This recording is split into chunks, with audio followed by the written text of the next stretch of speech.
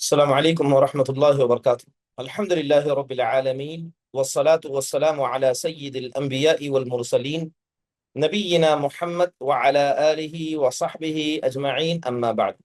يقول الله سبحانه وتعالى: لقد كان لكم في رسول الله أسوة حسنة. وقال النبي صلى الله عليه وسلم: خذوا عني مناسككم لتأخذوا مناسككم. قال في رواية. محترم ومعزز حاضرین و حاضرات، الحمدللہ اللہ کے فضل و کرم سے حج کے حوالے سے یہ آن لائن شارٹ کورس چل رہا ہے۔ ہم نے ما قبل درس کے اندر یوم النحر یعنی 10 ذی الحجہ کو کن کاموں کو ایک مسلمان کو، ایک حاجی کو انجام دینا چاہیے، اس کی طرف مختصراً اشارہ کیا گیا، اور اس میں بتایا گیا کہ سب سے پہلے انسان کو رمی جمرات کرنا ہوگا، پھر اپنے جانور کو ذبح کرنا ہوگا۔ تیسری اہم چیز جو ایک حاجی کو اپنے وقت میں کرنی ہوگی اور وہ 10 ذی الحجہ کو کرنی ہوگی، وہ حلق یا تقصیر ہوگی۔ حلق کہتے ہیں کہ انسان اپنے سر کے مکمل بالوں کو ہٹا لے، اور تقصیر کہتے ہیں کہ انہیں چھوٹا کرا لے۔ یا تو حلق کرے، مکمل بالوں کو ہٹا دے، یا تو تقصیر کرے، انہیں چھوٹا کر دے۔ اسے شریعت اسلامیہ حلق یا تقصیر سے تعبیر کرتی ہے۔ بات اگر حلق و تقصیر کی کریں، یہ حج کے واجبات میں سے ایک واجب ہے، یعنی اس کا ادا کرنا ضروری ہے۔ جیسے قرآن میں اللہ تبارک و تعالیٰ نے سورہ فتح کے اندر اس کا تذکرہ کیا۔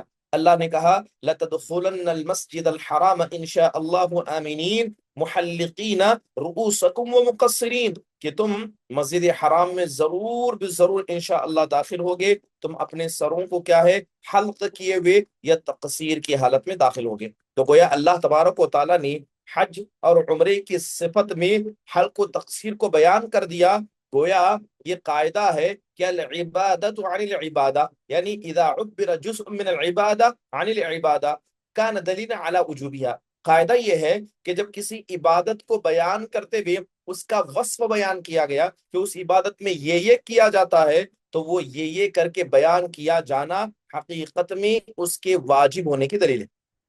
اب دیکھیے احادیث رسول سے دیکھیں، حضرت عبداللہ بن عمر رضی اللہ عنہ کی روایت ہے، کہتے ہیں کہ اللہ کے نبی علیہ الصلوۃ والسلام عمرے کے غرض سے نکلے، اور کفار قریش آپ کے اور اللہ کے گھر کے درمیان آ گئے۔ فنحر ہدیہ وحلق رأسہ بالحدیبیہ، تو حدیبیہ کے مقام پر اللہ کے نبی نے کیا کیا تھا؟ آپ علیہ الصلوۃ والسلام نے اپنے جانور کو ذبح کر دیا اور اپنے سر کے بالوں کو آپ نے حلق قرار دیا تھا۔ تو گویا نبی صلی اللہ علیہ وسلم کا یہ فعل کہ آپ عمرے پر آئے تھے، اگرچہ آپ اسے نہیں ادا کر سکے، مگر آپ نے حلق کیا، اپنے سر کے بالوں کو ہٹا دیا تھا، یہ اس کے واجب ہونے کی زندہ دلیل ہے۔ محترم حاضرین، بات اگر تقصیر کی جائے، کیا انسان اپنے بالوں کو کٹ کرا سکتا ہے، جسے ہم کٹنگ کرنا کہتے ہیں؟ پورے سر کے مکمل بالوں کو نہ ہٹائے بلکہ اس میں سے آدھے یا پو بالوں کو ہٹائے۔ تو یاد رکھیے کہ حلق کے اندر یہ چیز جائز ہے، شریعت اسلامیہ اس کی اجازت دیتی ہے۔ بلکہ اگر آپ حضرت عبداللہ بن عمر رضی اللہ عنہ والسلام نے کہا: اللہم ارحم المحلقین وقال فی الرابع المقصرین، کہ اللہ کے نبی علیہ الصلوۃ والسلام نے، اللہ کے نبی صلی اللہ علیہ وسلم نے 4 مرتبہ کہا کہ میرے پروردگار، جو حلق کریں گے یعنی اپنے مکمل بالوں کو ہٹائیں گے، اے اللہ تو ان پر رحم فرمانا ہے۔ آپ نے 3 مرتبہ کہا، اور چوتھی مرتبہ آپ نے کیا کہا؟ اے اللہ جو اپنے بالوں کی تقصیر کریں گے، اے اللہ تو ان پر بھی رحم فرمانا، یعنی تو ان کو بھی معاف کرنا۔ تو اللہ کے نبی علیہ الصلوۃ والسلام کی حدیث مبارکہ ہمیں واضح طور پر یہ پیغام دیتی ہے۔ پیغام کیا ہے؟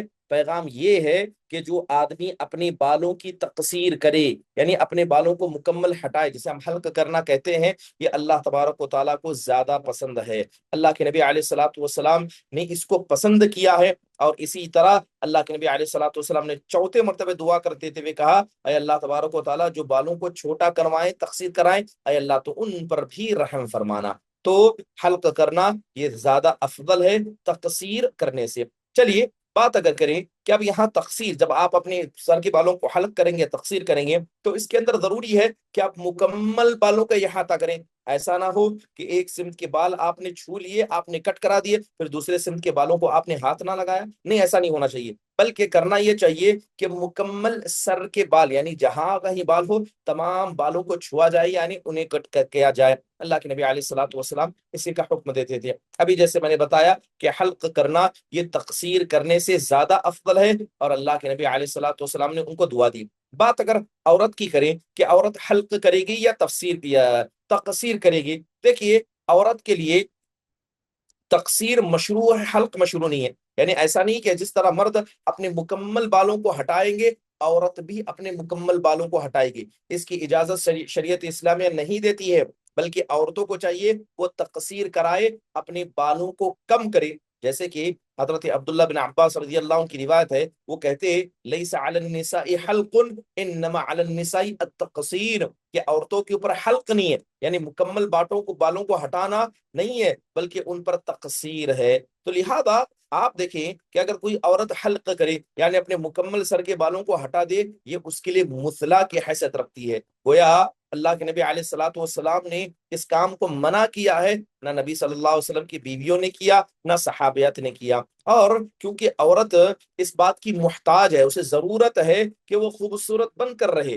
وہ زینت اختیار کرے، اور زینت کے اندر اس کے بال بھی آتے ہیں، اس کے بال اس کی خوبصورتی کی علامت ہے، تو لہذا شریعت نے عورت کے حق میں تقصیر کو کیا ہے، مشروع قرار دیا۔ محترم حاضرین، اب اگر کوئی آدمی مان لیجئے کہ ایسا ہے کہ جس کے سر پر پہلے ہی بال نہیں ہے، یعنی قریب میں ایک ہفتہ 10 دن پہلے اس نے اپنے سر کا حلق کروا دیا تھا، اب اسے دوبارہ حج پہ حلق کرانا ہے، اب وہ کیا کرے گا؟ اگر اس کے سر پر بال نہ ہو، بالکل گنجا ہو یا بالکل چھوٹے بال ہو، تو ہر حال میں وسترے کو، جس سے بال صاف کیے جاتے ہیں، وہ اپنے مکمل سر پر گھمائے گا۔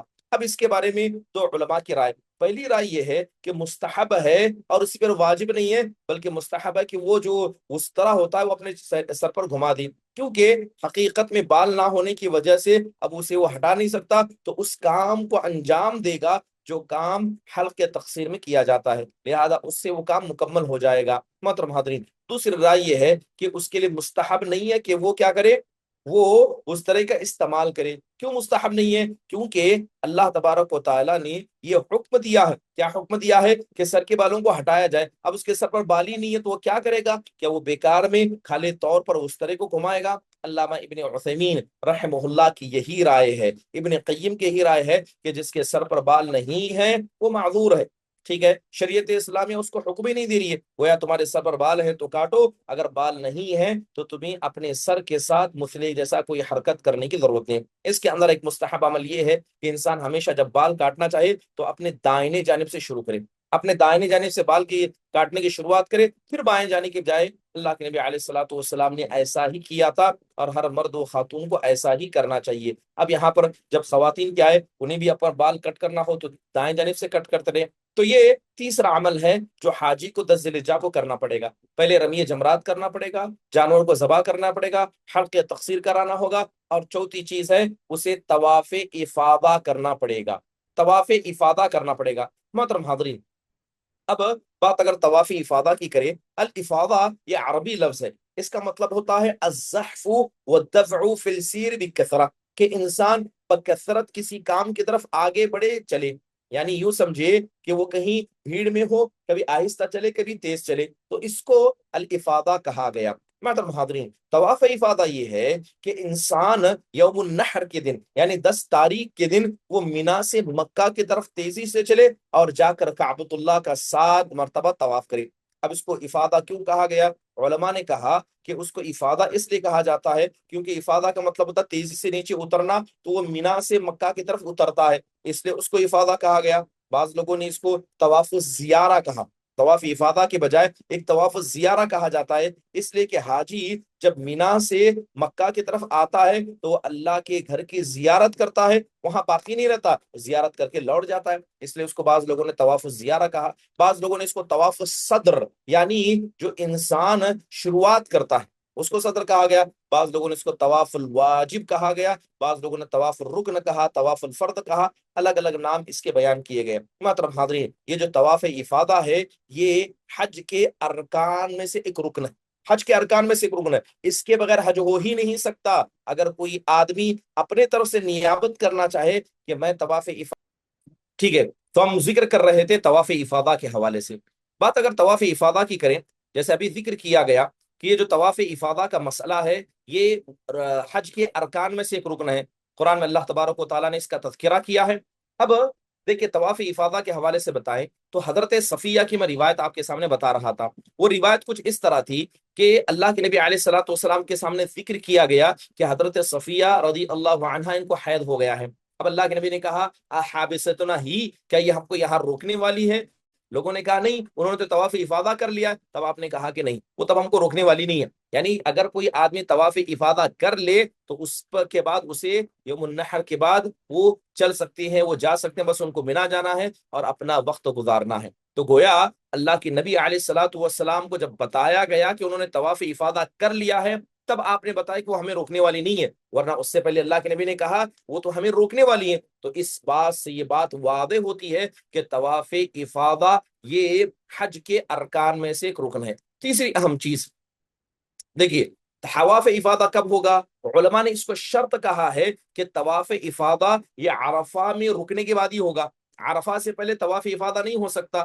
گویا طواف افاضہ سے پہلے عرفہ کے میدان میں رکنا ضروری ہے، ٹھیک ہے؟ اگر عرفہ سے پہلے اگر کوئی آدمی طواف افاضہ کر لیتا ہے، ٹھیک ہے، تب بھی اس کا طواف ساقط نہیں ہوگا، اسے طواف افاضہ ہر حال میں کرنا ہوگا۔ قرآن میں اللہ تبارک و تعالیٰ نے جو ثم لیقضوا تفثهم ولیوفوا نذورهم، جو انہیں تفث کے پورا کرنے کا حکم دیا ہے، نظر کو پورا کرنے کا حکم دیا ہے، یہ مزدلفہ اور عرفہ کے بعد ہی ہوتا ہے۔ اور اللہ کے نبی علیہ الصلوۃ والسلام کی روایتیں ہمیں بتاتی ہیں کہ اللہ کے نبی علیہ الصلوۃ والسلام نے طواف افاضہ کیا تھا، اور آپ جب مینا سے نکلے تھے طواف افاضہ کے لیے، آپ نے ظہر کو کیا ہے مکہ کے اندر ادا کیا تھا۔ تو نبی صلی اللہ علیہ وسلم کا یہ کرنا ہمیں بتاتا ہے کہ طواف افاضہ کا کیا جانا یہ حج کے ارکان میں سے ایک رکن ہے۔ اب سوال ہے کہ انسان کو کب کرنا چاہیے؟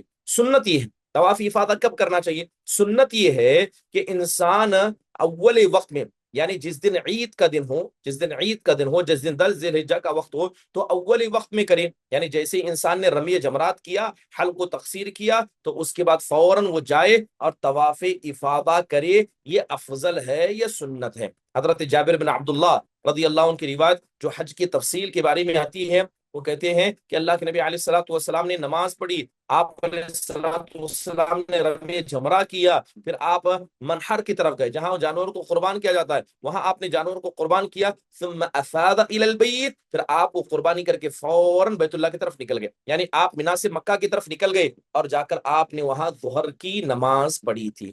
محترم حاضرین، تو اس سے پتہ یہ چلا کہ طواف افاضہ انسان کو دن کے اول وقت میں کرنا چاہیے۔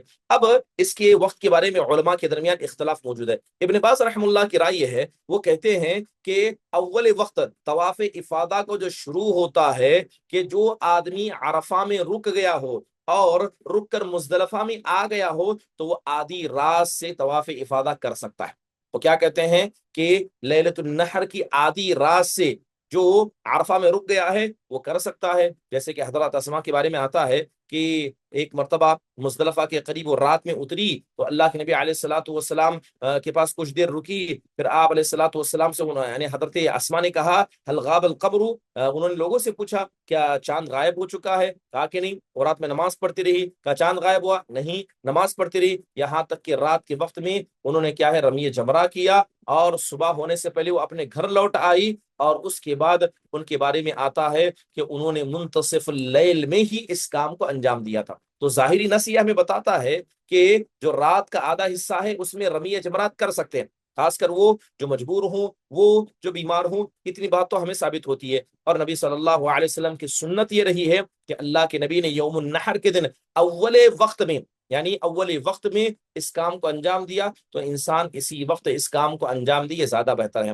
اب طواف افاضہ کو ایام تشریق میں کیا تاخیر کر سکتے ہیں؟ یعنی اول وقت میں، جیسے جس دن حج کا دن ہوگا، عید کا دن ہوگا، بہت زیادہ بھیڑ ہوتی ہے، تو کیا انسان طواف افاضہ کو تاخیر کر سکتا ہے؟ اگر کوئی آدمی ایام تشریق کے دنوں میں طواف افاضہ کو تاخیر کرتا ہے تو اس کا طواف صحیح ہوگا، اس پر کوئی دم لازم نہیں ہوگا، کیونکہ 10 ذی الحجہ کو ایک بڑی تعداد مکۃ المکرمہ جاتی ہے اور جا کر وہاں طواف افاضہ کرتی ہے، اگر ہر آدمی اسی وقت وہاں پہنچنا چاہے گا تو بھیڑ اتنی زیادہ ہوگی، وہ مطاف میں نہ گھس پائے گا نہ مطاف میں کر پائے گا۔ اس لیے بہت سارے لوگ کیا کرتے ہیں، ایام تشریق میں یعنی جانے سے پہلے طواف وداع، طواف افاضہ ساتھ میں کرتے ہیں۔ تو علماء نے یہ بات بتائی اور اس پر امام نووی اور ابن المنذر رحمہم اللہ ان دونوں نے اس پر اجماع نقل کیا ہے کہ طواف افاضہ کو انسان ایام تشریق تک متاخر کر سکتا ہے، تب کرے گا تو اس کا طواف صحیح ہے اور اس پر کوئی دم نہیں ہے۔ اب سوال یہ ہے کہ اولی وقت تو پتا چلا، طواف افاضہ کا آخری وقت کیا ہے؟ دیکھیے، طواف افاضہ کا کوئی آخری وقت نہیں ہے، ٹھیک ہے؟ اگر کوئی آدمی جتنا چاہے تاخیر کرے، جب وہ حج پہ، جب وہ اپنے گھر جانا چاہتا ہے تب طواف کرے، تب بھی کر سکتا ہے اور اس پر کوئی دم لازم نہیں آئے گا۔ اولی وقت طواف افاضہ کا 10 ذی الحجہ کو کیا ہے، ظہر سے پہلے کا ہے، اور آخری وقت جب وہ گھر جا رہا ہو تب وہ کر سکتا ہے، چاہے امام ابن باز ہو یا لجنہ دائمہ کا فتویٰ ہو، اس پر یہ آپ کو مل جائیں گے۔ کیونکہ طواف افاضہ یہ وقت کے اعتبار سے فوت نہیں ہوتا ہے، جب چاہے انسان اس کو ادا کرتا ہے۔ اصل یہ ہے کہ شریعت نے اس کا ذکر کیا ہے، یوم النحر کے بعد آپ کو کرنا چاہیے، چاہے جب بھی کریں درست ہے، اور اگر کوئی آدمی اس میں تاخیر بھی کرتا ہے تو اس پر کوئی دم لازم نہیں ہوتا ہے۔ محترم حاضرین، بات اگر طواف افاضہ کی کریں، اگر کوئی آدمی بہت زیادہ تاخیر کرے گا تو اس پر کیا واجب ہے؟ تاخیر کرنے پر بعض علماء نے کہا کہ ذی الحجہ کے مہینے کے نکلنے سے پہلے اس کو ادا کرنا پڑے گا۔ یہ ابن عثیمین رحم اللہ کی رائے کہ کتنا تاخیر کر سکتا ہے؟ کہتے ہیں کہ ذی الحجہ کے مہینے کے نکلنے تک وہ اس کو ادا کر سکتا ہے۔ اگر ذی الحجہ کا مہینہ نکل گیا اور طواف افاضہ اس نے نہیں کیا، تب اس پر دم دینا لازم ہوگا۔ قرآن میں اللہ نے کہا الحج اشہر معلومات، کہ حج کے مہینہ معلوم ہے، ذی الحجہ میں ہی حج ہوتا ہے۔ اگر کوئی آدمی طواف افاضہ کو ذی الحجہ کے بعد ادا کرتا ہے اس پر دم دینا لازم ہوگا۔ محترم حاضرین، اس کے علاوہ ایک اہم مقام جو انسان کو طواف افاضہ کے بعد کرنا چاہیے وہ زمزم کا پانی پینا چاہیے۔ زمزم کا پانی پینا جناب محمد الرسول اللہ صلی اللہ علیہ وسلم کی سنتوں میں سے ہے کہ آپ نے 10 ذی الحجہ کو طواف افاضہ کے بعد آپ نے زمزم کا پانی پیا تھا، تو لہذا اللہ کے نبی علیہ الصلوۃ والسلام کا یہ کرنا یہ سنت بتاتا ہے۔ حضرت جابر بن عبداللہ رضی اللہ عنہ کی روایت پڑھیں گے، اس کے اندر پوری لمبی تفصیل اس کے حوالے سے آپ کو مل جائے گی۔ تو 10 ذی الحجہ کو رمی جمرات کیا گیا، جانور کو ذبح کیا گیا، حلق یا تقصیر کیا گیا، طواف افاضہ کیا گیا، اور آخری چیز ہوتی ہے انسان کا حلال ہونا، جس کو تحلل اول کہا جاتا ہے، کہ انسان اب حلال ہو جائے۔ حلال ہونے کا مطلب کیا ہے؟ تحلل اول، تحلل کہتے ہیں کہ انسان اب حلال ہو جائے، وہ جو محظورات احرام، جن کاموں کو کرنے سے اس پر محظورات احرام ہوتا تھا، اب وہ اس سے دور ہو جائے۔ اور اس کی سیدھی بات یہ ہے کہ انسان اب اپنے احرام کا کپڑا نکال دے، جو کپڑا اس نے پہنا تھا وہ اس کو اتار دے، اگر مرد ہے تو اس کے ذریعے وہ حلال ہو چکا ہے۔ اور اصطلاحی انداز سے کہا جاتا ہے کہ انسان اپنے احرام کی کپڑے کو اتار دے، جو محظورات اس پر تھے وہ ساری محظورات اس سے ساقط ہو جائیں۔ محترم حاضرین، اب تحلل اول یعنی ایک بار انسان چھوٹا حلال ہوتا ہے تو اس سے کیا فائدے ہوتے ہیں؟ دیکھیے، جیسے اس نے رمیہ جمرات کیا، حلق کیا، تقصیر کیا، طواف کیا، تو اس کے بعد وہ حلال ہوگا۔ جیسے اللہ کے نبی علیہ الصلوۃ والسلام کے بارے میں حضرت عائشہ نے کہا کہ طیبت رسول اللہ صلی اللہ علیہ وسلم بہاتین یدین حین احرم ولحلہ حین احل قبل ان یطوف وبسطت یدیہا، کہتی ہیں کہ جب اللہ کے نبی علیہ الصلوۃ والسلام کیا ہے حلال ہو گئے، یعنی آپ علیہ الصلوۃ والسلام نے اپنا کپڑا اتارا تو میں نے اپنے ہاتھوں سے اللہ کے نبی کے سر پر خوشبو لگائی تھی۔ تو انسان کیا کر سکتا ہے؟ جیسے ہی حلال ہو جائے اپنے کپڑے کو اتارے تو اس کے بعد وہ عام کپڑے پہنے گا اور وہ خوشبو کا استعمال کرے گا، اس کے لیے درست ہے، وہ کر سکتا ہے، اس میں کوئی حرج کی بات نہیں ہے۔ محترم حاضرین، اب جیسے ہی پہلی مرتبہ حلال ہو جائے گا اس کے لیے تمام چیزیں حلال ہو جائیں گی، وہ اپنے سر کو ڈھانک سکتا ہے، خوشبو کا استعمال کر سکتا ہے، بس عورتوں سے تعلق اس کو نہیں قائم کرنا ہے، بیوی سے تعلق قائم نہیں کرنا ہے۔ اس کے علاوہ بقیہ جتنی چیزیں دوران حج اس پر ناجائز تھی، حرام تھی، وہ تمام چیزیں اب اس کے لیے حلال ہو جاتی ہیں۔ اب تحلل ثانی کب ہوتا ہے؟ جب انسان طواف افاضہ کرے، حج مکمل کر لے، اس کے بعد وہ تحلل ثانی ہو جاتا ہے، جس کو التحلل ثانی و تحلل اکبر کہا جاتا ہے۔ اس کے بعد وہ اپنی عورتوں کے پاس بھی جا سکتا ہے۔ یہ بنیادی 5 کام ہیں جو انسان کو عشرہ ذی الحجہ کے اندر یعنی 10 ذی الحجہ کو کرنے ہوتے ہیں۔ محترم حاضرین، بات اگر اس کے بعد کی جائے کہ اب جیسے انسان نے 10 تاریخ کو ان تمام کاموں کو انجام دیا، اب اس کے اوپر کیا واجب ہے کہ جیسے طواف افاضہ کر لیا، آیا اور آ کر اس نے کپڑے اتار دیا، اب وہ مینا کے اندر ایام تشریق کو گزارے گا۔ کیا کرے گا؟ 10 تاریخ ہو، 11 ہو، 12 ہو، 13 ہو، تو ایام تشریق میں ان دنوں کو گزارے گا۔ اب مینا کے اندر رات کو گزارنا، خاص کر 2 راتوں کو گزارنا، اب اس کا حکم کیا ہے؟ علماء اکرام نے صاف طور پر کہا کہ یہ واجب ہے کہ انسان مینا میں آ کر ایام تشریق کے اندر راتوں کو گزارے، وہاں اللہ کی عبادت کرے، یہ واجبات میں سے ہے۔ اللہ کے نبی علیہ الصلوۃ والسلام نے کیا کیا تھا؟ اللہ کے نبی علیہ الصلوۃ والسلام جب طواف افاضہ کے لیے گئے تھے، اس کے بعد آپ نے وہ ظہر کی نماز پڑھی، ظہر کی نماز پڑھ کر آپ واپس مینا آئے اور وہاں پر ایام تشریق مکمل آپ رکے تھے، مکمل ایام تشریق اللہ کے نبی علیہ الصلوۃ والسلام مینا کے اندر رکے تھے، تو یہ نبی صلی اللہ علیہ وسلم کی سنت مبارکہ ثابت ہوئی۔ اور اسی میں حضرت ابن عباس رضی اللہ عنہ نے جب اللہ کے نبی لوٹ کر آ گئے تھے، حضرت ابن عبداللہ بن عباس نے اجازت مانگی تھی کہ میں یہی مکہ میں رک کر لوگوں کو، حاجیوں کو پانی پلانا چاہتا ہوں، تو اللہ کے نبی علیہ الصلوۃ والسلام نے ان کو اجازت دی۔ مان لیجئے کہ اگر کوئی آدمی مینا کے اندر ایک رات بھی نہیں سوتا یا ایک رات چھوڑ دیتا ہے، ٹھیک ہے، اگر کوئی آدمی ایک رات مینا کے اندر چھوڑ دے تو علماء نے کہا کہ اس پر کوئی دم نہیں ہے، ٹھیک ہے، مینا کے اندر رکنا یہ ایام تشریق میں ضروری ہے، لیکن اگر کوئی آدمی صرف ایک رات چھوڑ دے اس پر کوئی دم نہیں ہے، کیونکہ اس نے حج کے ارکان میں سے کسی رکن کو نہیں چھوڑا ہے، ٹھیک ہے، کیونکہ یہ جو مینا میں رکنا ہے یہ مکمل طور پر رکنا ہے۔ مان لیجیے اگر وہ مینا میں رکے نہ، سارے دن نہ رکے، تب علماء کا فتویٰ الگ ہو جاتا ہے۔ محترم حاضرین، اگر کوئی آدمی تعجل کرنا چاہتا، تعجل کا مطلب یہ ہے کہ صرف 2 رات میں مینا میں گزارے، ٹھیک ہے، 2 رات مینا میں گزارے، 11 تاریخ اور 12 تاریخ۔ 10 تاریخ تو 10 تاریخ تو یوم النحر تھا، 11 تاریخ اس نے گزاری، 12 تاریخ گزاری، اب وہ تعجل یعنی جلد بازی کر کے وہ حج کو مکمل کر کے جا سکتا ہے۔ اسے کیا کرنا پڑے گا؟ جو 13ویں ذی الحجہ کی تاریخ ہوگی، اسے صبح جا کر رمی جمرات کر کے اپنے آپ کو تحلل ثانی کر کے وہاں سے نکل جانا ہوگا۔ قرآن میں اللہ تبارک و تعالیٰ نے اس کا ذکر کرتے ہوئے کہا کہ وَاذْكُرُوا اللَّهَ فِي أَيَّامٍ مَّعْدُودَاتٍ فَمَن تَعَجَّلَ فِي يَوْمَيْنِ فَلَا إِثْمَ عَلَيْهِ وَمَن تَأَخَّرَ فَلَا إِثْمَ عَلَيْهِ لِمَنِ اتَّقَىٰ۔ اللہ نے صاف فرمایا کہ جو آدمی حج کے دن یعنی طواف افاضہ کے بعد 10 ذی الحجہ کے بعد اگر 2 راتیں وہاں گزارے اور چلا جائے، اس پر کوئی حرج کی بات نہیں ہے، لیکن اگر کوئی 3 راتیں گزارے اس پر بھی کوئی حرج کی بات نہیں ہے، بلکہ یہ تو متقیوں کی علامت ہے۔ حضرت عبد الرحمن بن یعمر رضی اللہ عنہ کہتے ہیں کہ اللہ کے نبی نے کہا ایام مینا ثلاثہ، کہ مینا کے 3 دن موجود ہے، جو آدمی 2 راتیں گزار کے وہاں سے جانا چاہے اس پر کوئی حرج کی بات نہیں ہے۔ اب سوال یہ ہے کہ مینا کے اندر 11 اور 12 ذی الحجہ گزارنا اور وہاں سے چلا جانا افضل ہے یا 13 ذی الحجہ گزار کر نکلنا افضل ہے؟ یاد رکھیے افضل تو یہ ہے کہ وہ مکمل ایام تشریق کو 11 12 13 ان تینوں تاریخ کو کیا ہے مینا کے اندر گزارے، یہ نبی کریم صلی اللہ علیہ وسلم کی سنت مبارکہ کا طریقہ رہے گا، ٹھیک ہے۔ اللہ کے نبی علیہ الصلوۃ والسلام کی اقتدا وہی ہوگی جو اللہ کے نبی نے کی ہے اور جو آپ نے کیا سب سے افضل ہے۔ محترم حاضرین، اب جو آدمی تعجل ہے یعنی جو آدمی جلد بازی کرنا چاہتا ہے، تو کیا جب دوسری رات کا یعنی مان لیجئے کہ 12 ذی الحجہ کی مغرب ہو گئی تو مغرب کے غروب ہونے کے بعد وہ مینا میں رکے گا یا وہاں سے چلا جائے گا، رمی کر کے چلا جائے گا؟ محترم حاضرین، افضل تو یہ ہے کہ دن کا ذکر حدیث کے اندر کہا گیا، فمن تعجل فی یومین، کہا کہ 2 دن گزارنا، تو اس کا مطلب یہ ہوا کہ اسے رات گزار کر 13ویں تاریخ کے صبح کو جانا ہوگا، نہ کہ رات کی 12 تاریخ کی رات ہی کو نکل جانا ہوگا۔ اللہ نے دن کا ذکر کیا ہے اور سورج غروب کب ہوتا ہے؟ دن میں غروب ہوتا ہے، لہذا انسان کیا کرے گا؟ اگر کسی کو جلدی بھی جانا ہے تو وہ 13 ذی الحجہ کے صبح تک رک کر وہاں سے نکل جائے گا۔ محترم حاضرین، اب مینا کے اندر جو آدمی رہے گا اسے کیا کرنا ہے؟ اس آدمی کو اللہ تبارک و تعالیٰ کا ذکر کرنا ہے،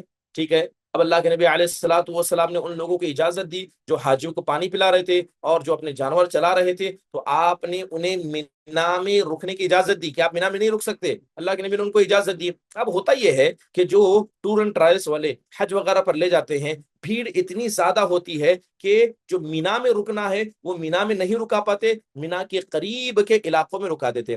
اب کوئی آدمی عذر کی وجہ سے اس کا ہوٹل ایام تشریق میں مینا کے باہر ہو تو اس میں کوئی حرج کی بات نہیں ہے۔ جس طرح اللہ کے نبی نے پانی حاجیوں کو پانی پلانے، بکریوں کو یعنی اونٹوں کو چرانے والوں کو اجازت دی تھی کہ تم مینا کے باہر مجبوری کی بنیاد پر رہ سکتے ہو، تو اگر کسی کا ہوٹل یا کوئی ٹور اینڈ ٹریولز والے یا ایام تشریق میں مینا کے اندر اسے ٹینٹ یا ہوٹل نہ دے پائیں، انہیں باہر رکھنے دیں، تو ایسی حالت میں کوئی حرج کی بات نہیں ہے۔ کیا ہے؟ اسے اجازت ہے، جسے اللہ کے نبی علیہ الصلوۃ والسلام نے حاجیوں کو پانی پلانے اور بکری کو چرانے والوں، اونٹوں کو چرانے والے کی اجازت دی تھی۔ محترم حاضرین، مان لیجئے کہ مینا کے اندر اتنی بھیڑ ہے کہ وہاں رکنے کی جگہ ہی نہیں ہے، اتنی بھیڑ ہے کہ رات میں اور رات گزار نہیں سکتے، تو ایسے آدمی کیا کرے گا؟ تو انسان جو مینا کے سب سے قریب جگہ ہوگا وہاں جائے گا، یعنی مینا ہی کے باہر چلا جائے، لیکن جو سب سے قریب ہے، ایسا نہیں کہ بالکل دور ہو جائے گا، وہ جتنی استطاعت ہے اتنا ہی کرے گا، کیونکہ اللہ نے قرآن میں کیا کہا؟ لا یکلف اللہ نفسا الا وسعها وما جعل علیکم فی الدین من حرج۔ اللہ تمہیں اتنی ہی تکلیف دیتا ہے جتنا تم کر سکتے ہو۔ مثال کے طور پر اگر مسجد کے اندر اسے جگہ نہ ملے، مسجد بھر جائے، تو مسجد کے باہر آ کر نماز پڑھے گا، تو کیا ہم اسے کہیں گے کہ اس کو جماعت کا ثواب نہیں ملے گا؟ نہیں، اس کو اب جماعت کا ثواب ملے گا، کیونکہ مجبوری کی وجہ سے مسجد کے باہر نماز پڑھ رہا ہے۔ اسی طرح اگر مینا بھر جائے تو وہ مینا سے سب سے قریب، جو باہر ہونے کے بعد بھی جو قریب علاقہ ہے، وہاں وہ اپنی رات کو گزارے گا، انشاءاللہ تعالی اللہ تبارک و تعالی اسے وہی ثواب بھی عطا کریں گے۔ اور جیسے میں نے کہا، ایام تشریق ایام اکل و شرب و ذکر اللہ، اللہ کے نبی نے کہا کہ جو تشریق یعنی جو 11 12 13 یہ جو تو ایام تشریق ہیں، یہ کھانے کے اور پینے کے اور اللہ کے ذکر کو بلند کرنے کے ایام ہیں۔ تو اللہ کے نبی علیہ الصلوۃ والسلام نے 3 چیزوں کا ذکر کیا۔ محترم حاضرین، ایام تشریق میں رہ کر انسان کو کرنا کیا ہے؟ اسے رمی جمرات کرنا ہے۔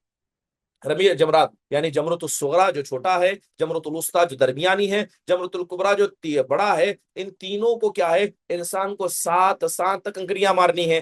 11ویں تاریخ کو ایسا ہی کرے گا، 12ویں تاریخ کو بھی ایسا ہی کرے گا، اور 13ویں تاریخ کو بھی ایسا کرے گا۔ تو گویا 11 تاریخ کو جمرہ صغریٰ کو کنکری مارنی ہے، پھر وسطیٰ کو مارنی ہے، پھر کبریٰ کو مارنی ہے، اور 12 تاریخ کو کیا کرنی ہے؟ جمرہ صغریٰ کو مارنا ہے، وسطیٰ کو مارنا ہے، کبریٰ کو مارنا ہے۔ 13 تاریخ کو کیا کرنا ہے؟ تینوں کو کنکریاں مارنا ہے۔ یہ ایام تشریق میں اسے کرنا ہوگا۔ حضرت جابر بن عبداللہ نے کہا، رمى رسول اللہ الجمرۃ یوم النحر ضحیٰ واما بعده فاذا زالت الشمس۔ کہتے ہیں اللہ کے نبی علیہ الصلوۃ والسلام نے جو عید کا دن تھا، اللہ کے نبی نے جلدی کنکریاں ماری، یعنی سورج نکلنے سے پہلے، یعنی سورج بلند ہونے سے پہلے 12 بجے سے پہلے ماری۔ اس کے بعد اللہ کے نبی علیہ الصلوۃ والسلام نے ہمیشہ سورج کے زائل ہونے کے بعد، یعنی ظہر کے بعد ہی اللہ کے نبی نے کنکریاں ماری تھی۔ تو یہ کام انسان کو کرنا چاہیے۔ محترم حاضرین، ایام تشریق میں جو ہے زوال سے پہلے انسان کو کنکریاں نہیں مارنی چاہیے، ٹھیک ہے؟ زوال کے بعد ہی اسے کنکریاں مارنی چاہیے، کیونکہ اللہ کے نبی علیہ الصلوۃ والسلام کی یہی سنت مبارکہ رہی ہے۔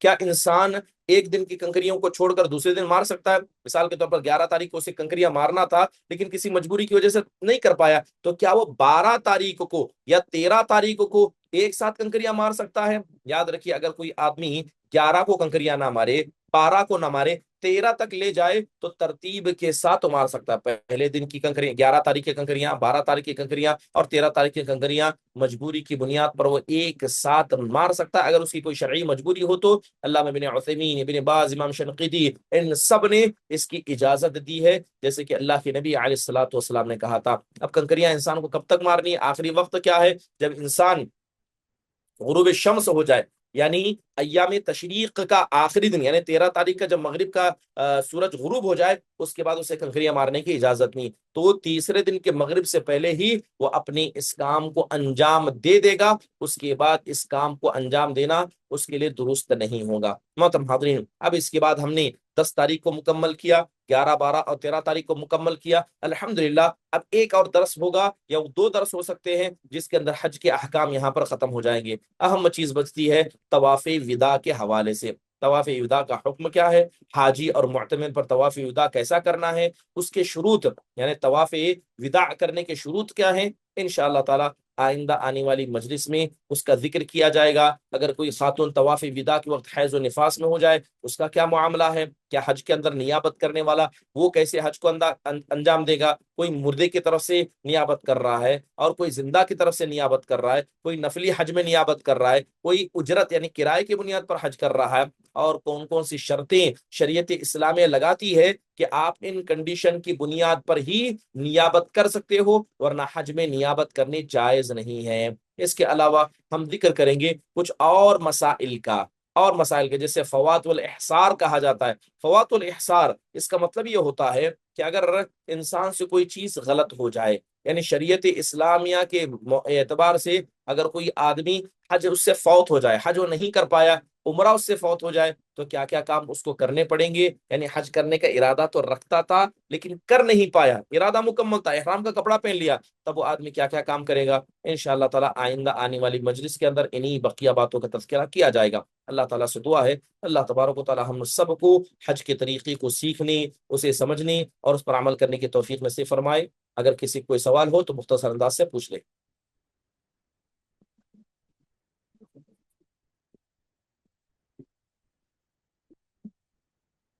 یم ڈی اسما ناز۔ السلام علیکم ورحمۃ اللہ وبرکاتہ۔ وعلیکم السلام ورحمۃ اللہ وبرکاتہ۔ شیخ، اگر کوئی خواب میں لگاتار ایک ہی خواب، جیسا کہ وہ خود طواف کر رہے حج کو گئے اور ان کے والدہ خواب کے نہ بیان ساتھ، کریں، خواب نہ بیان کریں، خواب کبھی بھی پبلک پلیٹ فارم پر نہیں بیان کرنا، ٹھیک ہے؟ اگر کوئی آدمی ایک ہی خواب بار بار دیکھتا ہے اور وہ خواب یعنی طہارت کی حالت میں سویا تھا، اس کے علاوہ نمازوں کی پابندی کرنے والا ہے اور لگاتار فجر سے پہلے ایک خواب پڑھ رہا ہے، تو جو تعبیر بیان کی جاتی ہے ان سے تعبیر پوچھ سکتا ہے، لیکن پبلک پلیٹ فارم پر کبھی بھی اپنے خواب کی تعبیر نہیں، اپنا خواب بیان نہیں کرنا۔ تو جی جو لوگ خواب کی جزاک تعبیر بیان کرتے ہیں اسے پوچھ سکتے ہیں انشاءاللہ، کوئی حرج کی بات نہیں۔ شبنم، جزاک۔ یا اللہ مرحبا۔ السلام علیکم شیخ۔ وعلیکم السلام ورحمۃ اللہ وبرکاتہ۔ جی شیخ پوچھنا تھا، 12 ذی الحجہ کو ظہر کی نماز پڑھ کے نکل سکتے ہیں کیا؟ وہ غلط نہیں ہے نا؟ 11 کو آپ سوال کر رہے ہیں کہ جی آپ 11 کو پوچھ رہے ہیں 12 کو پوچھ 11 رہے ذی ہیں؟ الحجہ کو ظہر 11 ذی الحجہ کو ظہر کی نماز پڑھ کے مکہ روانگی کر سکتے ہیں کیا؟ یعنی آپ مکہ سے نکلنے کی بات کر رہے ہیں، یعنی حج مکمل کر کے؟ ہاں، مینا سے نکلنے کی بات کر رہے ہیں۔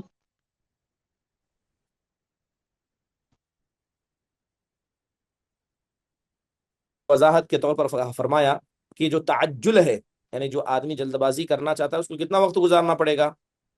ہاں، کیا 11 ذی الحجہ کی ظہر کے بعد نکلنا؟ سیدھی بات یہ ہے کہ حج کے ارکان واجبات میں ایام تشریق 11 12 13 ذی الحجہ ہے، ٹھیک ہے؟ ان میں مینا میں انسان کو قیام کرنا ہے، جمرات کی کنکریاں مارنا ہے، یہ سب شامل ہے۔ 11 ذی الحجہ تینوں جمرات کو کنکریاں مارنا واجب ہے، 12 ذی الحجہ پھر تینوں جمرات کو کنکریاں مارنا واجب ہے۔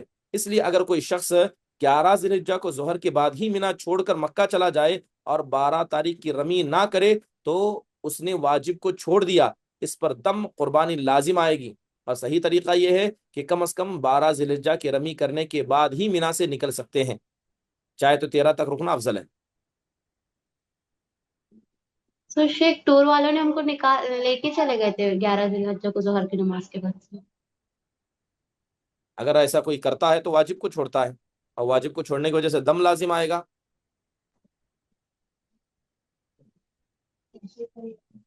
تو شیخ یہاں پر آ گئے ہم لوگ، تو اب کچھ اس کا دام ابھی بھی اب دینا ہے؟ یعنی آپ کا کہنا یہ ہے کہ آخری حج میں آپ نے ایسا کیا اور اس کا دم اب ہاں تک آپ ہاں، نے ادا نہیں کیا ہے؟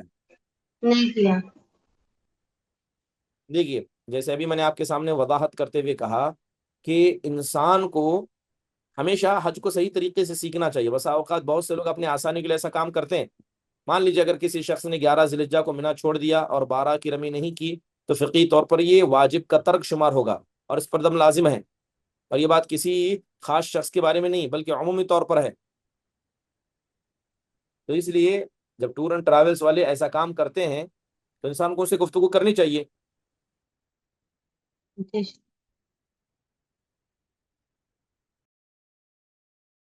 رہا مسئلہ وہ جو واجب آپ نے چھوڑا ہے اس کے لیے استغفار کرنا ضروری ہے،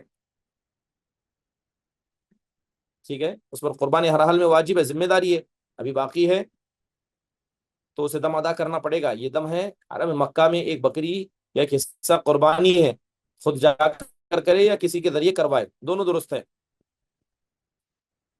جب بھی یاد آئے استطاعت تو اس کام کو انجام دے، اللہ خیر کرے انشاءاللہ۔ رقیہ،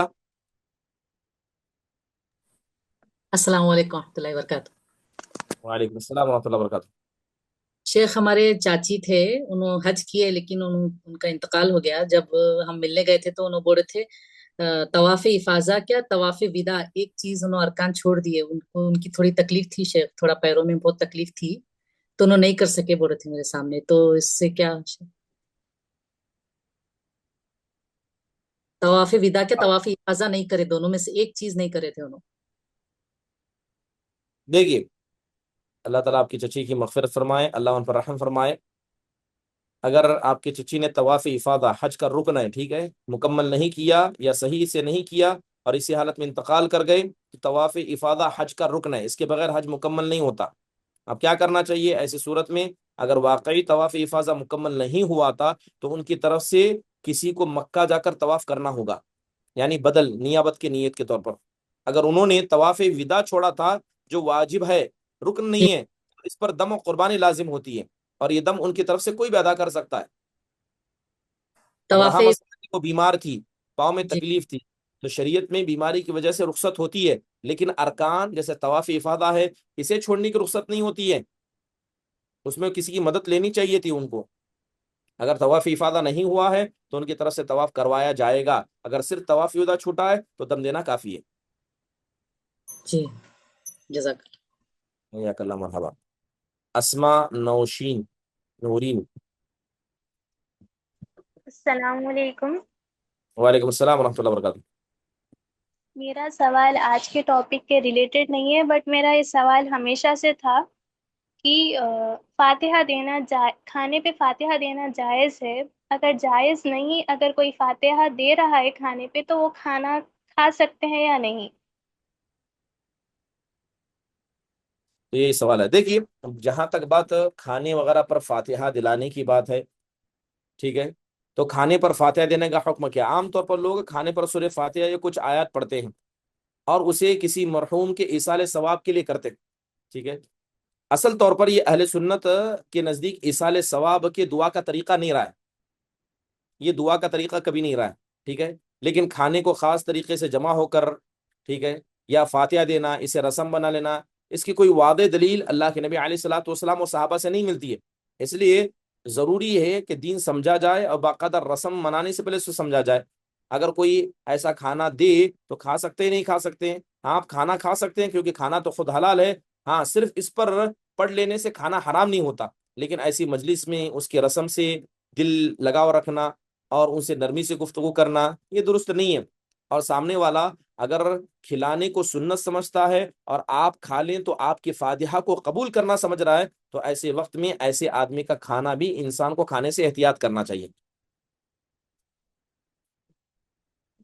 چلیے اسی کے ساتھ مجلس کا اختتام کا اعلان کیا جاتا ہے۔ اللہ تعالیٰ سے دعا ہے کہ اللہ تبارک و تعالیٰ ہمارے قبول فرمائے۔